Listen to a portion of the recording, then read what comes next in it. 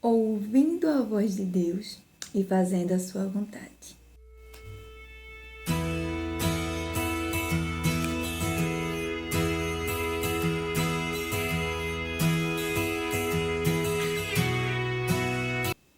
Está começando mais um Café com Propósito, inspirando mentes e aquecendo os corações. Aqui, cada conversa é um convite à reflexão e cada palavra tem o poder de transformar. Então, pegue a tua xícara, acomode-se e venha viver conosco mais um momento de inspiração.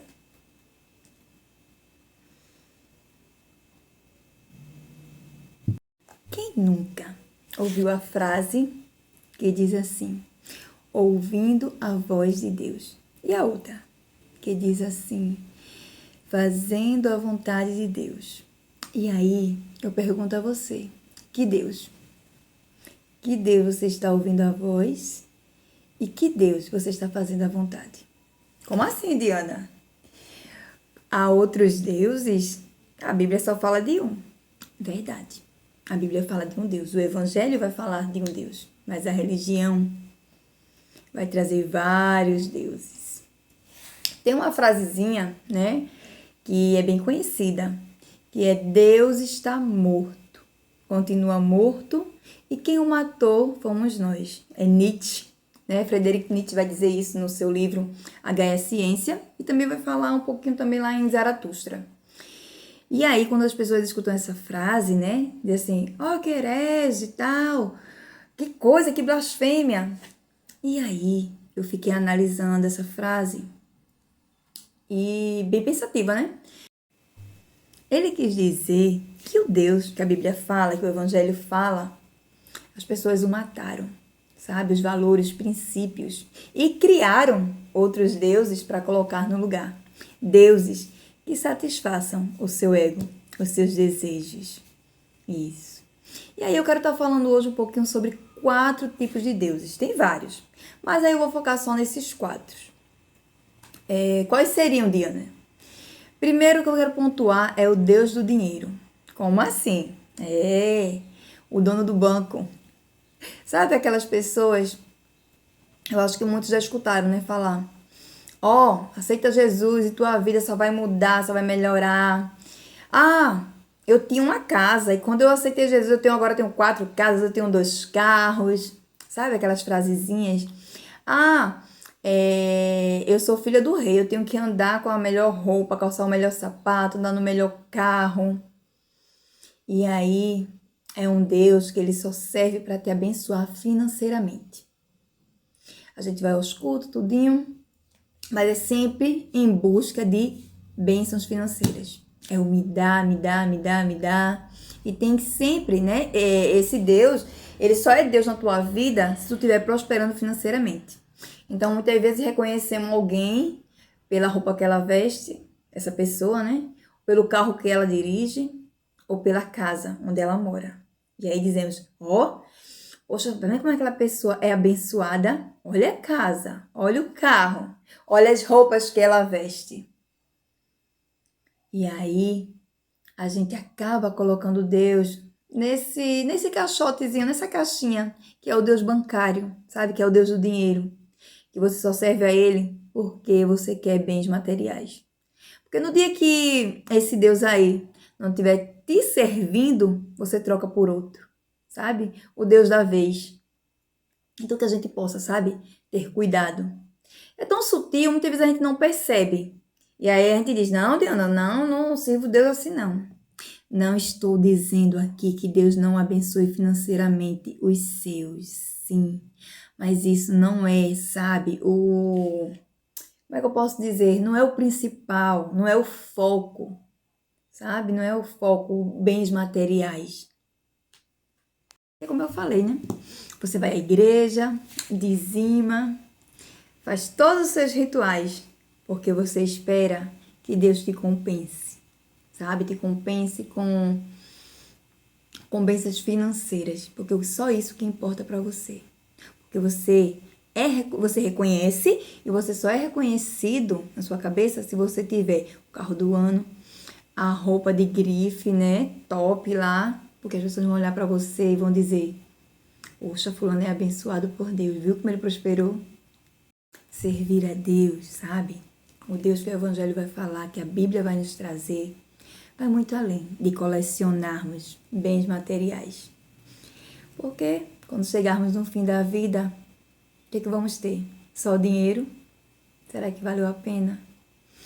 E aí agora a gente vai entrar no segundo Deus. Qual seria esse, Diana? Seria o Deus do, como eu posso dizer, o Deus vingativo, sabe? O Deus controlador. Como assim? É aquele Deus que se você não serve, ele pega você, mata. Ou mata alguém da tua família. Ou ele coloca uma enfermidade, te tira algo. Por quê? Porque você simplesmente não quis o servir, não quis servir a ele. Certa vez, eu escutei, né, alguém falar assim, que, olhe, o meu irmão era crente e um belo dia ele chegou em casa revoltado, porque o pastor estava vivendo, como é que eu posso dizer, em pecados, vários, que você possa imaginar, adultério, mentiras, roubos e outras coisas. E ele estava revoltado e ele chegou em casa e disse que não ia mais ser crente, porque o pastor estava aprisionando as ovelhas, né? Estava meio que oprimindo, aprisionando não, oprimindo. E aí, essa pessoa chegou para mim e disse assim, ele disse que não ia ser mais crente. Quando foi com um mês, Deus deu um câncer a ele. E com 3 meses ele morreu. E eu olhei assim, quê? Como é? Caramba, como as pessoas ainda têm, sabe, na mente um Deus que é vingativo, um Deus carrasco, um Deus que te obriga a servi-lo. Já escutei também pessoas dizer assim, Deus tocou no que ela mais amava, tocou no filho, por quê? Porque ela não queria ir para a igreja, ela não queria estar vindo para as campanhas de oração, e Deus foi lá e acertou no seu filho. Gente, que Deus é esse? Eu fico me imaginando, sabe? Da onde as pessoas tiram essas ideias. Juro que eu fico pensando. Não estou lendo a Bíblia não, minha gente, porque se tivesse, não consigo entender de onde elas tiram, sabe? Um Deus tão carrasco, tão perverso. E eu fico a pensar, se Deus fosse realmente esse carrasco, será que ele teria enviado o seu filho para morrer por mim, por você? Para morrer por todos nós, para morrer por aqueles que não querem saber de Jesus Cristo. Será que Deus não sabia disso? Será que Deus não sabia, na sua onisciência, que as pessoas, muitas pessoas, não iriam querer o sacrifício de Jesus? Que as pessoas não iriam querer servir ou seguir a Cristo? Será que ele não sabia? E aí, ele vai lá e dá o seu filho. Então eu não consigo entender como as pessoas ainda vivem, sabe, presa a um Deus que se você não quiser ir para a igreja ou não quiser fazer os rituais que a religião diz, ele vai pegar você e vai matar. Ou vai te dar uma doença, te dar uma enfermidade. Muitas vezes, né, eu presencio alguém chegar para alguma pessoa que está enferma e dizer assim, Deus está te cobrando alguma coisa. Deus está te acostando que é para tu voltar para ele. E eu fico assim, não, gente, eu não estou escutando isso, sabe? Então, assim, infelizmente, a gente cria deuses. Deus está morto e criamos Deus para colocar no lugar de Deus, o qual nós mesmos o matamos. E aí, né, como eu falei, é o Deus vingativo e controlador. Como assim, Diana, controlador? Você não passou em tal concurso, em tal faculdade porque Deus não quis. Será que foi porque você não estudou? Você não deu o seu melhor? Ou porque o seu melhor não foi o suficiente? Eu só faço... E como é que você tá? Não tô como Deus quer. Tudo é Deus, sabe? Você não toma decisão nenhuma. Tudo é Deus que faz na sua vida. Ou então, o diabo, né? Porque se você faz algo de ruim, foi o diabo. Se você fez algo que você julga ser bom, foi Deus. E aí aquele Deus controlador. Muito mais fácil, né? Do que a gente assumir o controle das nossas escolhas, assumir as responsabilidades. É muito mais fácil a gente colocar, a gente terceirizar culpa. Então foi Deus ou foi o diabo? E aí a gente vai seguir que a gente nem percebe, sabe? A gente nem percebe, a gente vai levando no automático. Certa vez eu tava num lugar e aí estavam se falando, né, da questão das pessoas viverem no automático, viver rituais. Eu fiz, as pessoas não querem, sabe? Como é que eu posso dizer? Ter trabalho de pensar. Como eu disse, pensar dá trabalho. Então não vai querer. É tudo prontinho, tudo mastigadinho. Então a religião, ela vai trazer isso. Vai trazer um Deus para cada gosto, digamos assim. Então ela vai trazer vários deuses, você escolhe. Tá na prateleira. Se você não gostar desse, troca. Pega outro. E assim vai o fluxo da religião. Teremos também, né, o Deus do ritual. Como assim, Diana? É o Deus ritualista, sabe? É o Deus que você pode fazer tudo o que você quiser. É o Deus Deus é amor, é liberdade, faça o que você quiser. E aí as pessoas vão viver sem respeitar princípios nenhum. E depois elas cumprem o ritual. Qual seria esses rituais, Diana? Vai à igreja, participa de oração, faz o quê? Faz campanha, faz o jejum, dizima, canta em algum grupo, veste a vestimenta da santidade, né? Da piedade. Tem que botar a roupa certa, o acessório certo e tá tudo bem. O que tu faz que ninguém tá vendo, tá escondidinho debaixo da tua roupa, debaixo do seu louvor, né? Numa campanha. E tá tudo bem. O que importa é eu cumprir os rituais. É eu estar lá todos os domingos, todas as quartas-feiras. Tô cumprindo o ritual. O que importa é isso. E é como eu falei, é um Deus que você pode... É aquele Deus que vai assim, siga seu coração, sabe? Tem uma frase que eu gosto muito, que é de Pedro Calabres. Que ele diz, siga seu coração, mas leve o seu cérebro junto. Então que a gente possa, sabe, ser racional, não só emocional. Há pessoas que querem viver, como é que eu posso dizer, satisfazendo os seus desejos, quando na verdade são escravos dos seus desejos. E aí acham que depois a gente cumpre o ritual e tá tudo bem. Cumpre, né, o protocolo da religião. E aí, ó, Deus, tá pago, viu? É como a gente vai pra academia, né? Eu sempre gosto de postar, tiro foto e digo assim, tá pago, de hoje tá pago. Então, a mesma coisa. As pessoas pegam esse Deus de rituais, de ritual, e fazem o que dá na telha, não cumprem princípios, e depois cumpre o ritual e bota lá, tá pago. Né? E aí, né, o que mais gostam, essas pessoas que têm esse Deus do ritual, é vestir uma roupa de santidade. Claro, oi, irmã. Sou crente, né? Eu tenho que vestir uma roupa que mostra Jesus em mim. E aí esquece de se vestir, realmente de bondade, sinceridade, mansidão, humildade, sabe? De sabedoria, de discernimento. Se esquece, porque o principal é vestir uma roupa que aparente ser santa, que aparente, sabe, que você tem intimidade com Deus. Não precisa ser, só precisa aparentar, porque no mundo que a gente vive, o mundo das aparências, vale mais aparentar do que ser. Por último nós temos o Deus místico. Como assim, Diana? Sabe, aquele Deus que você tem que recitar mantras, tem que ter todo, como é que eu posso assim, recitar as palavrinhas mágicas, cantar o louvor na hora certa, fazer a oração na hora exata. Tem a hora certa de fazer a oração. Sabe? É aquele Deus que tem o momento. O momento do poder. O momento do poder de Deus. Como se Deus só fosse um momento. E aí você vai dizer, como assim mantra, Diana? Já escutei uma vez alguém falar assim. Já escutei várias, né? Mas essa pessoa me chamou mais atenção. De dizer assim, eu só saio de casa quando eu leio o Salmo 23 ou o Salmo 91. Porque são os salmos mais poderosos. E aí eu fiquei olhando pessoas que se dizem conhecedor da Bíblia, né? E que vive uma vida numa determinada religião cristã. E aí eu fiquei analisando. Se isso não for mantra, é o quê? E aí, eu falo muito aí, né?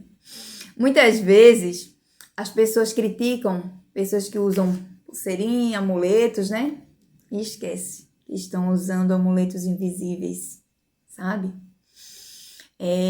Essa questão de mantra. Uma vez também chegou para mim uma determinada pessoa e fez assim: irmã, quando acontecer algo com você de ruim, você leva uma topada, uma queda, não sei, e você falar 3 vezes, Jesus, que bom que isso aconteceu comigo, 3 vezes repetidamente, viu, gente? Sem esquecer, viu? Jesus, que bom que isso aconteceu comigo, aquele mal some.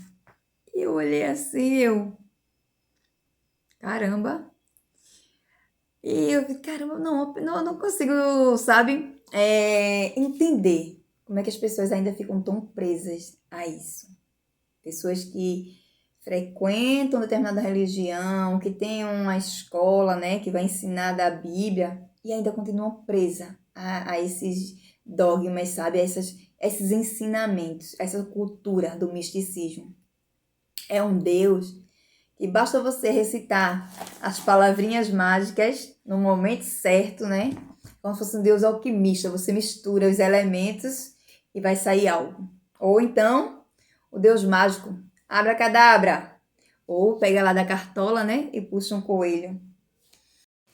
E aí, né? Vai ter também a oração. Irmã, tem que orar no horário certo. Tem um horário certo para orar. É o horário que, sabe, Deus está com ouvidos bem atentos. Ele não está dormindo, não. Ele está bem acordado. Sabe? Tem o louvor. Irmã, tem um louvor específico para cada problema. E tem que ser cantado, não é uma vez só não, viu? 7 vezes, que é o número da perfeição. Há pessoas também que vão se ligar no óleo ungido, né? Que ungiu Davi um dia. Se eu não me ungir, eu não saio de casa. Sabe? Porque eu tenho que passar o óleo ungido para poder sair de casa, porque senão as coisas não vão dar certo.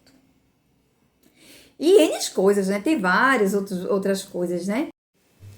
E aí eles não param para analisar. Eles não estão preocupados, não. Essas pessoas estão preocupadas em receber os benefícios. Como vai ser feito? Não importa. Qual o Deus que vai fazer? Não importa. Só importa o benefício que ele vai receber pelo ritual que ele está fazendo. Então as pessoas não estão preocupadas, sabe? Em ter um relacionamento com Deus. Caminhar, sabe? Assim como Deus fazia lá no Jardim do Éden, que conversava com Adão. Mas aí Adão, né, também preferiu ser Deus do que ter a companhia de Deus.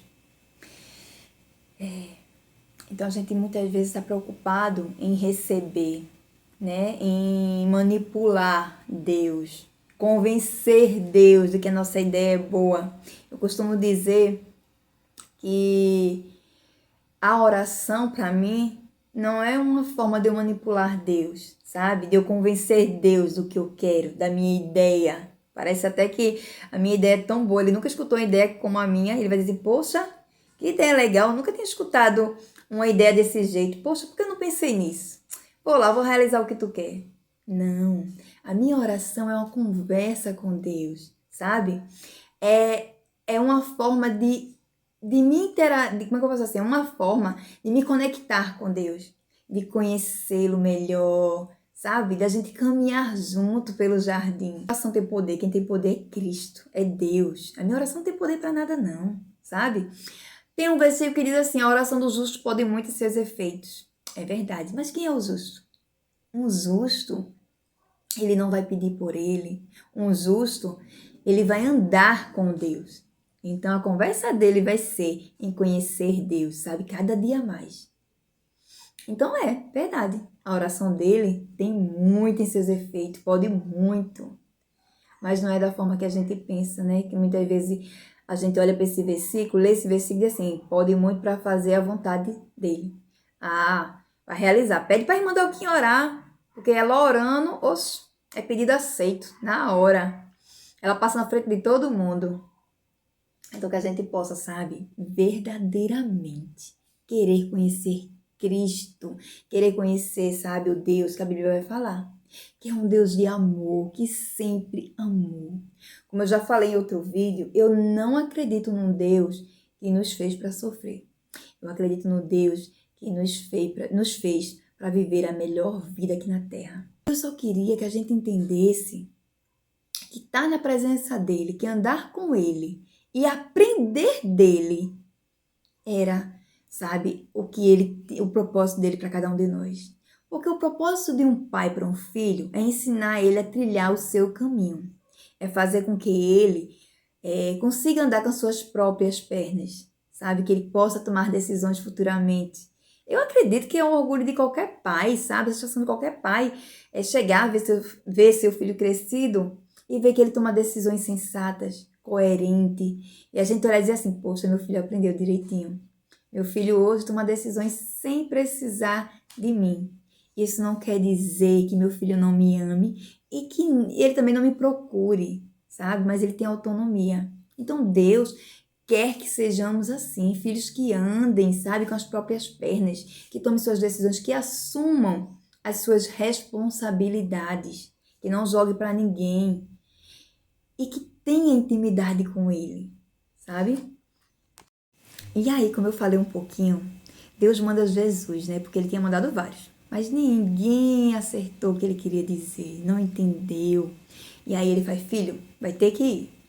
Vai ter que ser a gente mesmo para explicar a pessoa. A gente vai ter que descer lá como forma humana para mostrar esse pessoal, para mostrar aos seres humanos que é possível crescer, que é possível transcender, que é possível evoluir como ser humano, que é possível ser totalmente humano e totalmente espiritual. Porque foi o que Jesus nos mostrou. Ele foi 100% humano e foi 100% espiritual. E aí muitas pessoas vão dizer assim, Diana, Jesus era Jesus. Não.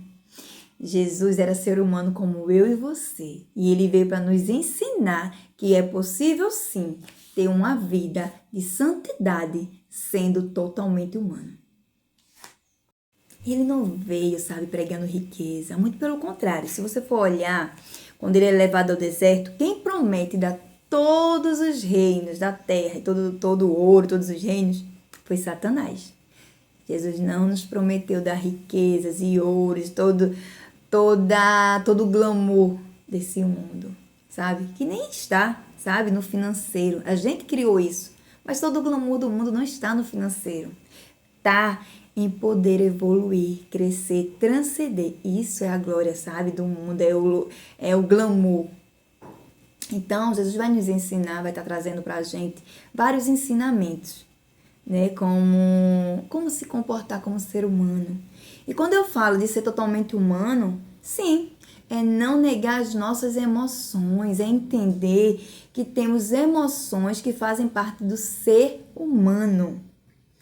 Mas é como eu digo, as minhas emoções me pertencem, eu não pertenço a elas. Há um diferencial. Então, eu não nego as minhas emoções. Eu sei que elas existem, elas estão aqui dentro de mim e elas só vão deixar de existir quando eu também deixar de existir. Mas aí, quando eu decido caminhar com Cristo e aprender o que Ele tem para me ensinar, eu aprendo a ter o domínio próprio, que a Bíblia vai falar, que Paulo vai citar, né, lá em Gálatas, que é o fruto do Espírito Santo, que é mansidão, longanimidade, paz, perseverança, e junto dele também está como é que eu posso dizer, o domínio próprio, que seria entender que as minhas emoções me pertencem, que eu tenho desejo, sim, tenho vários desejos ruins, mas que eles não me dominam, sabe? Eu posso fazer o que eu quiser, posso. Deus me dá essa liberdade. Mas quando eu tenho o autocontrole, quando eu tenho o domínio próprio, eu analiso o que realmente vai me fazer bem. Cada escolha eu analiso, vale a pena? O que isso vai me trazer? Sabe, eu preciso disso? Por que eu vou fazer? Então isso a gente só consegue quando a gente tem uma caminhada com Cristo. Quando a gente se aproxima dele sem querer bens materiais, sabe? Sem querer aparentar ser bom, sem querer fazer os rituais e sem misticismo. Quando a gente entra, sabe? Sim, eu quero te conhecer. Eu quero te conhecer, eu quero andar contigo, eu quero um relacionamento contigo. Como eu disse, né, as pessoas são muito condicionadas a viver no automático. Cumprir regras, né, rituais, né, ser mística, dá muito menos trabalho. Pensar dá trabalho, sabe? Assumir responsabilidades é ruim, nos incomoda, sabe? Nos traz, como é que eu posso dizer, desconforto. Então, para que pensar? A gente vai no automático. E quando a gente se depara com alguém que questiona, que é questionador, ninguém aceita, sabe? Você é tirado como rebelde. Então as pessoas não vão querer ser questionadora, porque as pessoas querem ser amadas. As pessoas têm uma necessidade de serem amadas. E quando tu é questionador, tu é colocado de lado, tu é rejeitado. Então para que eu vou ser questionadora? Vou só aceitar e seguir o fluxo. Tá todo mundo andando desse lado, a gente vai todo mundo junto. Porque se eu for na contramão, é doloroso, sabe? Vou esbarrar nas pessoas, vou me arranhar, vou me ferir. Pra quê? Então eu vou no mesmo caminho. Porque a gente não está preocupado em conhecer Cristo. A gente só quer os benefícios. Não preciso conhecer o dono dos benefícios. Eu só quero os benefícios. Então, se é mais rápido o caminho para ganhar os benefícios, eu cumprir um ritual, ter um misticismo, recitar um mantra, eu vou fazer. Porque o que importa de verdade é o que eu vou receber em troca palpável, que eu posso pegar. Ah, Diana, que besteira. Crescer, transcender. Pra quê? Aí a gente perde tempo.